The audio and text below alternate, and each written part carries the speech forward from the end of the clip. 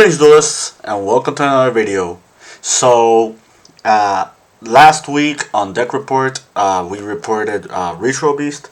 It was an unfinished list. I did not have all the cards on me and I didn't do proper tournament testing or proper actual tournament gameplay with the deck. Now we're on week 2, week 11 post ban list, week 2 post Ritual Beast. And now I have a lot more analysis, a lot more data. I've actually tested this deck outside of tournaments and in a tournament this weekend. And the deck showed a lot of promise. I actually did fairly better than I expected. The deck did amazing in terms of its performance, which is very awkward to say because the deck choices that I made are a little bit unorthodox compared to most standard lists, but I would say like 80% of the list would be very similar to what you would see in a conventional Ritual Beast profile. I'll go with the deck and then I'll explain everything else in detail as always. So the list goes as follows: 2 Elder, 3 Kanahawk, 3 Rampengu, 3 Lara. For the one-offs, other Lara, Wen, Pilica, Winda, Apelio, Petalfin. That's it for Ritual Beasts.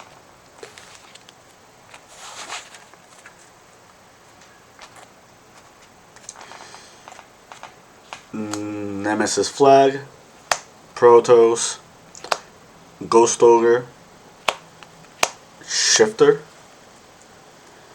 That's it for the monsters.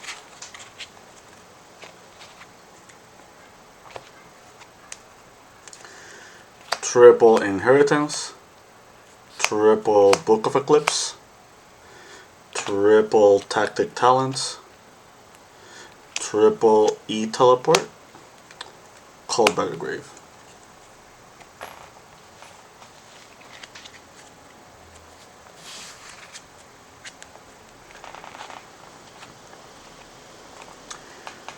Three Imperms, Steed, and Ambush.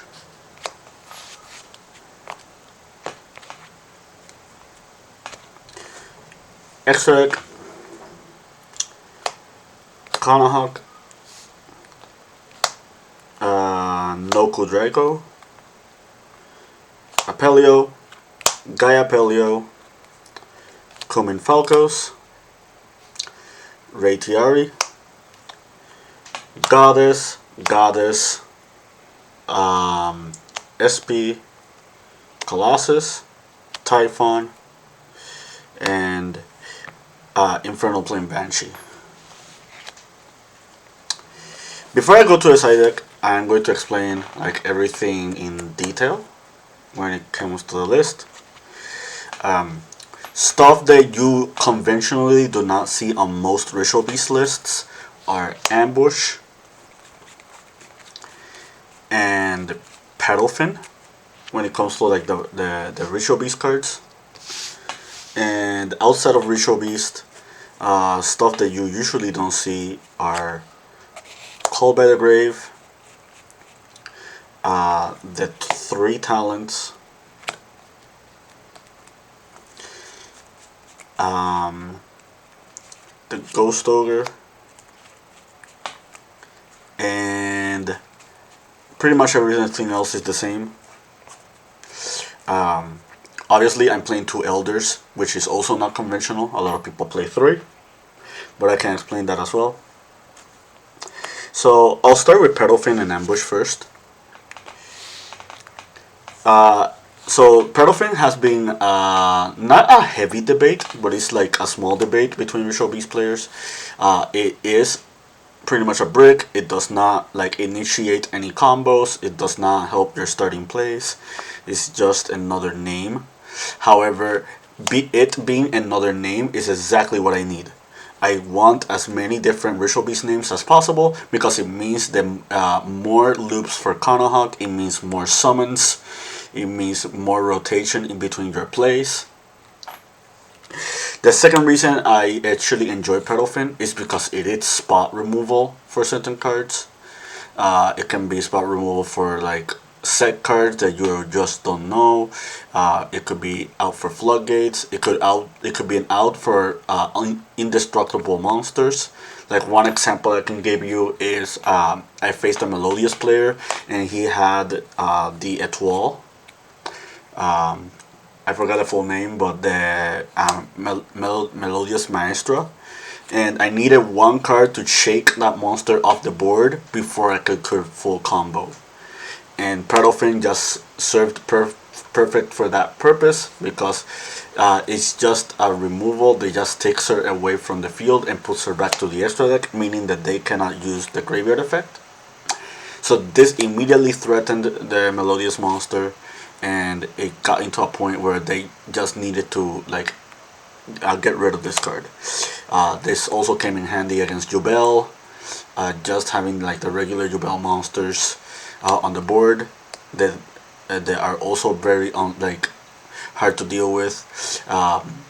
Unchanged Soul of Rage is another example of a card this can get rid of that is very easily. Mirror Jade, the branded dragon, whatever. This is another card that it can out that as well. And then Snake Eyes, this obviously ignoring the fact that Appaloosa could be a thing. Some builds summon Hope Heartbringer. This can also get rid of that. If you can have a way to contest Appaloosa and IP, this also bounces Flamberge, which is also a big deal because it means that you don't have to worry about Promethean Fire Princess, and that did come up. So utility wise, I really like Pedalfin. I think moving forward I will keep this on the list. I won't play the Fusion Pedalfin because it actually serves no real purpose in the strategy anymore. But the regular Pedalfin, this one I actually did enjoy.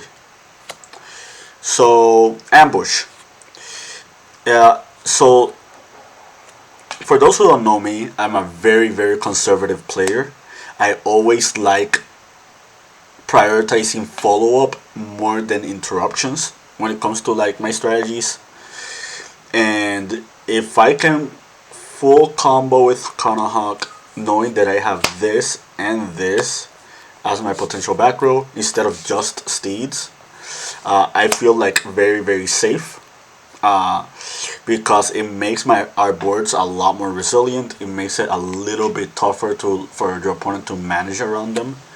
And if your board is uncontested, or you can like stop your opponent's plays enough times with your engine, this card becomes a blowout because it just gives you enough bodies and resources so you can OTK the next turn as well. This card is also really good in the sense that it helps you to still interrupt and combo your opponent with steeds if they break your board with like some cards. One example that I can give you is against the Tempai Dragon strategy. I had an M board that involved my M board involved Appaloosa. It involved Ulti Kanahawk, and it had Lara Engrave. And if I didn't have Ambush, I would have lost that game because they were main decking Super Polymerization and they did Mud Dragon with both my Appaloosa and my Kanahawk. But since I had the Ambush, my opponent did not like play well around it, and when they enter battle phase and they tried to do their Shundra play, I just went Ambush into Steeds and just cleared the entire board, and they couldn't do a lot because of it. So Ambush is not really like fundamental in Ritual Beast lists, but if you are a rudimentary Ritual Beast player and you're still like learning the deck and you still want to like be safe with most of your plays, then I highly recommend it. This is pretty much just a playstyle card. It's not really like a staple. Uh, the Steeds is a staple though. Uh, at first, I thought about playing multiple Steeds because Steeds is not once per turn, and there will be situations where just one copy of Steeds is not enough to like break your opponent's end board. But since most of my end boards ended on Appaloosa or Ulti Apelio, Ultica Apelio, that made just the one Steeds enough to just stop my opponent, because if you pair like the Steeds with just like multiple like Omni negates or like negates for monsters in general, you should realistically win against a lot of matchups without needing like another copy of Steeds. So that's the explanation behind that.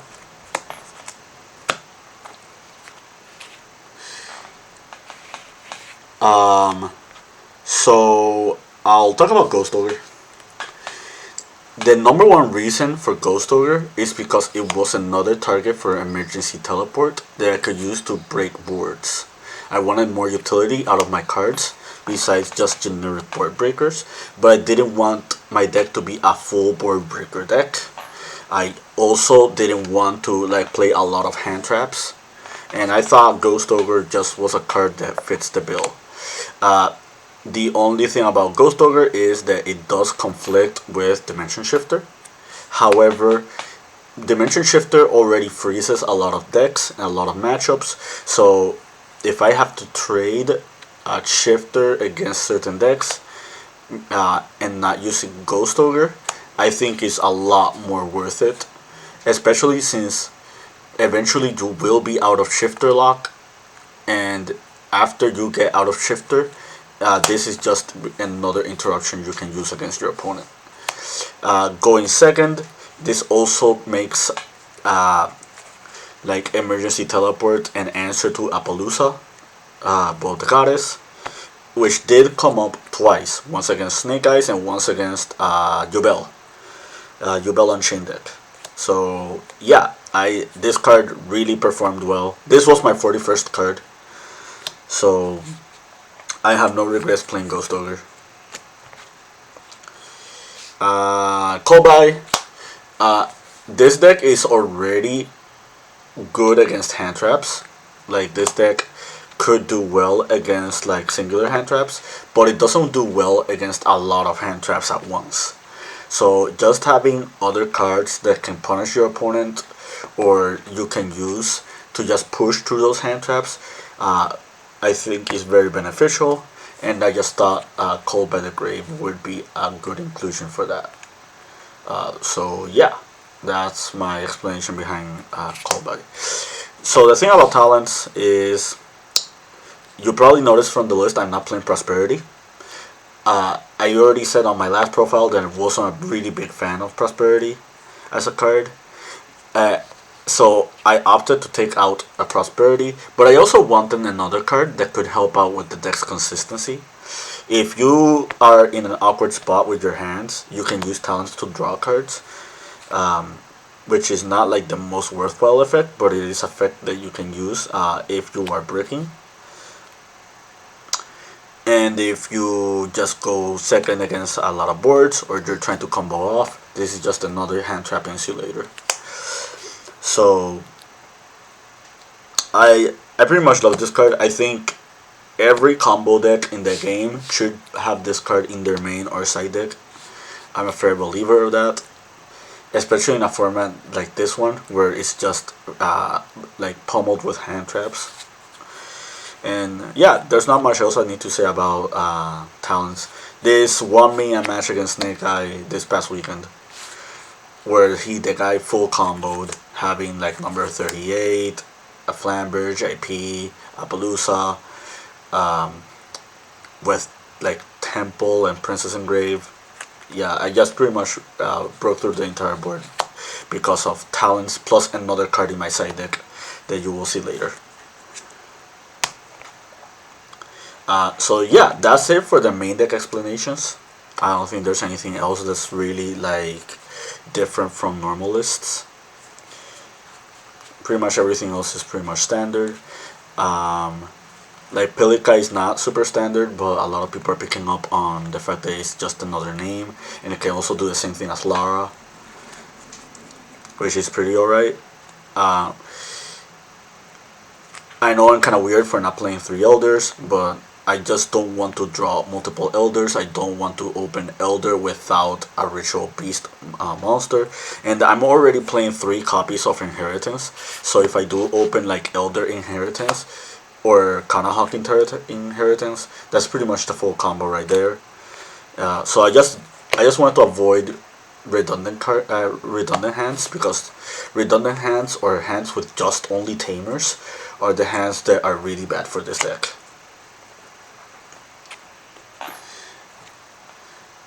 So extra, I think pretty much almost everything is standard. I'm going to separate Typhon and Colossus for a moment. I guess I'll also separate Goddess. Everything else I think is fairly the same. Some lists do not run Apelio, which is another thing I guess I can explain. I'll start with the Apelio explanation first. It's just another card that you can banish off Rampengu that can just get you into another play. Another thing that I like about Apelio is that it helps OTKing as well. So if you have like Apelio and you have Inheritance, the Inheritance spell, you can pretty much like almost secure lethal against your opponent on certain scenarios. It just pretty much helps with that, because there are so many like lines in this deck where you just don't OTK, and the main reason is you don't run big enough fusions. You're just running Kanahawk and ulti Nonku Drago, but just having ulti Apelio kind of helps. It is a shame that it conflicts with regular Apelio. I really would have wished that Konami didn't rule it that way, but outside of that, I think it's more than just fine. So, Goddess is not very common on most lists, but I really do like Goddess because this deck has a hard time getting rid of like unaffected monsters like Expert Noir. So this is just like one card that can help get you to that.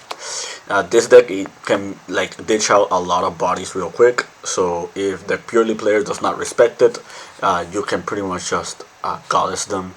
And if you can get to Goddess before making Noku Drago, you pretty much just secure the game on the spot, because you can just easily just OTK if they don't have anything else on the board that you have to deal with.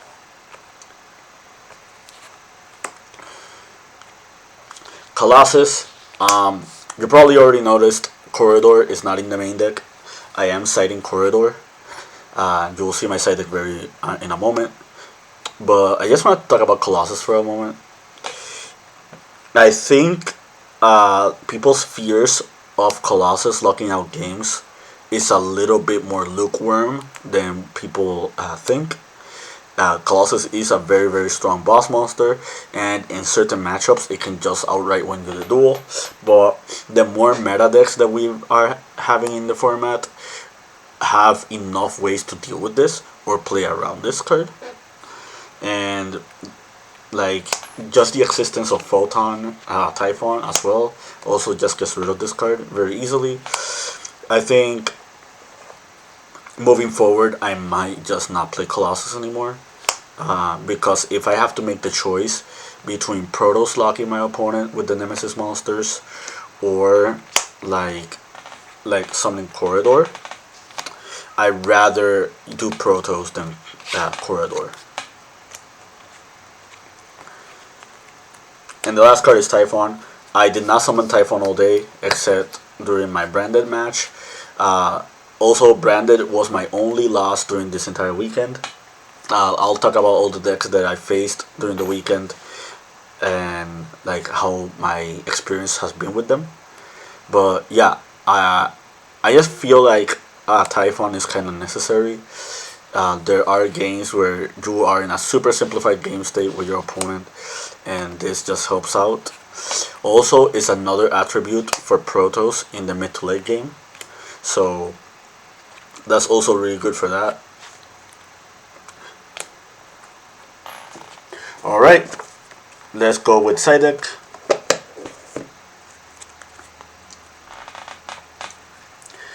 Uh, 3 Ash, 3 Droll, the Corridor, triple Mind Control, Change of Heart, Duster, evenly matched. So I'll explain evenly matched in a moment. So I felt like I really just wanted a very strong board breaking card in this deck. I know that there was a regional where a player main decked this card on Ritual Beast, and it made a lot of sense in theory. Pretty much like Ritual Beast is not very strong, very established boards with just their engine. So you just want a very impactful non-engine card that just helps break the board. But my issue with Evenly in the main deck is that it is not a defensive card. And I kind of want as many flexible cards as possible.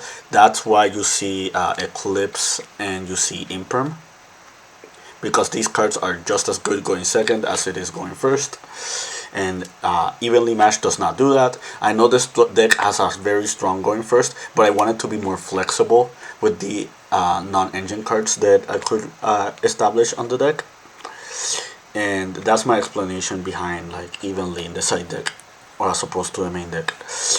The only time I drew it was against a Yubel player that played set rotation on me and gave me Secret Village of the Spellcasters. I don't know why that was a thing, but it shut down my Evenly and shut down my Imperm. I still won that game because I opened Dimension Shifter plus Rampengu. However, it was a very tricky situation. So I don't know how I feel about Evenly Matched. I already explained Corridor. I guess I'll explain Droll and Ash. I feel like the really high impact decks that Ritual Beast struggle against are decks that just outright loses to these cards. Ash is just a lot more generic, and I don't want to main deck Ash Blossom because even though it's very flexible into a lot of matchups, it plays into Talents, it plays into Hita, the Fire Charmer, it plays into Crossout because that is in a lot of people's main decks. You can make the debate of Imperm being the same situation as Ash Blossom, but you cannot get Talents with Imperm, and you cannot and you can use Imperm like a set defensive card. So I just felt like having hand traps in the side deck is the better choice. If you pair these up with Shifter and Ghost Ogre and Imperm, you have a total of like around 13 hand traps. So that should be enough for you to play against certain strategies. Moving forward, I think Droll is going to be a lot more important than it is right now. It's very strong against the post Infinite Forbidden decks, especially the Fiendsmith engine. So if you have not practiced with Droll and Leopard, my advice is you start doing so, because I think we're going to enter a Droll format very soon. Let's talk about these. So I wanted to prioritize more cards for handling Snake Eyes than any other matchup, because I felt like against the non-Snake Eye matchup I was doing very well, and Snake Eyes is the tier 0 deck of the format, quote unquote. So I just kind of wanted more ways to deal with that, and these cards were phenomenal. I only faced 2 Snake Eyes during the weekend, but I won both matches, and one of the matches that I won was because I opened a combination of Mind Control and Talents. and this pretty much just like broke their entire board. Uh, there was a situation where I had both of those plus those Dogger, and this literally eliminated the full board. Like this contested the IP, this contested the Appaloosa, uh, this contested against like them having number 38 set up. They ended up summoning a Flamberge, and what I ended up doing was just resolving Protos to just like bash through all their fire monsters and just like win the game. So that's the explanation like behind that.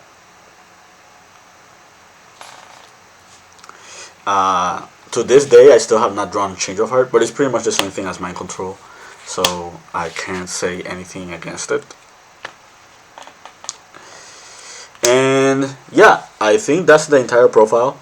There's not a lot more to say. I guess the matchups. So I played casually on Thursday. I played casually on Saturday, and yesterday Sunday, I played at a 35 man locals. It was 5 rounds of Swiss, and my record was X11. I lost against Branded on round 4, and I tied against Snake Eyes in round 2. My tie against Snake Eyes pretty much equated to him winning game 1 because his hand was Murner, Imperm, Droplets, Ash, Snake Eye Ash, Wanted, and I think it was, I don't remember what the 6th card was, but it was pretty much another extender. I pretty much put them on a situation where they had only one card left on the board. I mean, one card left in hand, and if it wasn't like an extender, I pretty much just would have won 2-0, but the extender was the Wanted, which they activated to add Black Witch, and they just kept playing. But yeah, I know the last profile I spoke about like looking into like the Ritual Beast content creators. I think Shu is the one that can put you up to date the most, same as Ed YGO, because they are super informative with a lot of combos that the deck can do. But I guess I'll talk about one combo that I'm doing in this deck that I did a lot of times and it won me a lot of matches. Because not every, like, it's one of those combos that if you were like super studying the deck you should be aware of, but it's not like the most common combo. Obviously it involves Elder and Elder Kanahawk, because Elder Kanahawk is like the best 2-card combo in the deck. But the combo goes as follows: you normal Elder, you normal Kanahawk. Reminder, the Elder's effect to extra normal summon is a passive that just applies as long as it's after it's summoned, so you cannot Vader or imprint that effect. One player almost walked into that. You normal the Kanahawk, you use Kanahawk's effect. Kanahawk banishes Lara. You do not activate Lara's effect, and this is what got a lot of people confused. A lot of people just expect you to just activate Lara. You don't do that because this is what is going to make you play around a lot of more cards. You banish these two for like the OT Kanahawk. Chaining 1 to return Lara and whatever name. Chaining 2, tag itself out. Summon back Elder and the Kanahawk. You put the Lara back. You're adding with these two. If you already have a Ritual Beast a name in your hand, you add Inheritance. if you don't have a Ritual Beast name in your hand, you are going to add Lara.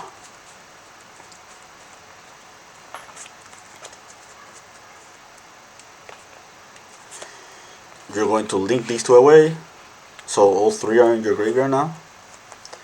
And this is going to make the Ulticommon Falcos. Ulticommon Falcos, you banish whichever one is not Lara.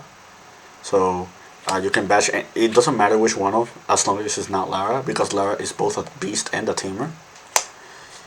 And then you normal summon regular Lara, and then you use Lara's effect to bring back the other Lara. And this is the new Nibiru choke point, sort of. If your opponent can stop Ulticommon Falcos from resolving, you are in Nibiru range, which is something you need to be careful about. But if they don't, then you're pretty much almost safe, because what you do here is you link all three into Appaloosa.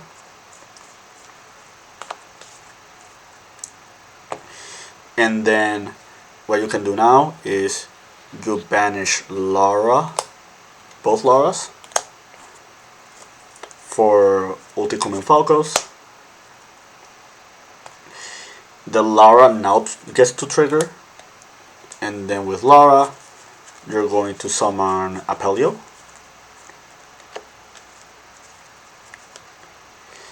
And then what you're going to do here is you're going to use Apelio's effect. You're going to banish the Ulticommon Falcos. And you still have like your Lara into rotation. You already specialed other Lara and your Elder, so you need to be mindful of that. But depending on how you keep sequencing your plays, something you can do is Ulti no Kudrago, tag itself out, you summon the Common Falcos, and then with Common Falcos, you tag itself out, you summon 2 more names, and you can keep going from there. On other instances, what you can do is, instead of just summoning your Ulticommon Falcos, you return the Nokudrago, and you summon back the other Lara. You banish these two for like Ulticommon effect. You get to add another card, and you pretty much have almost full setup.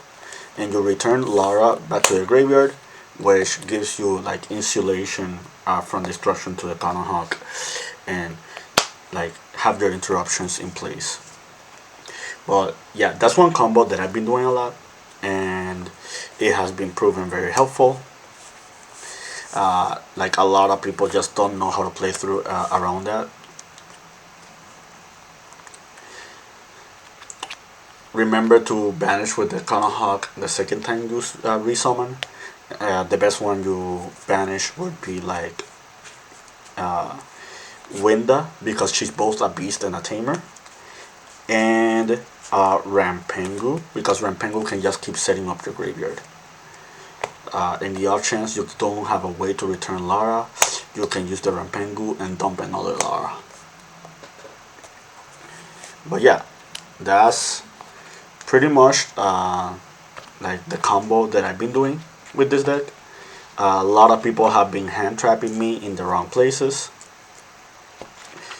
so it just made it a lot easier for me to like navigate and play around everything.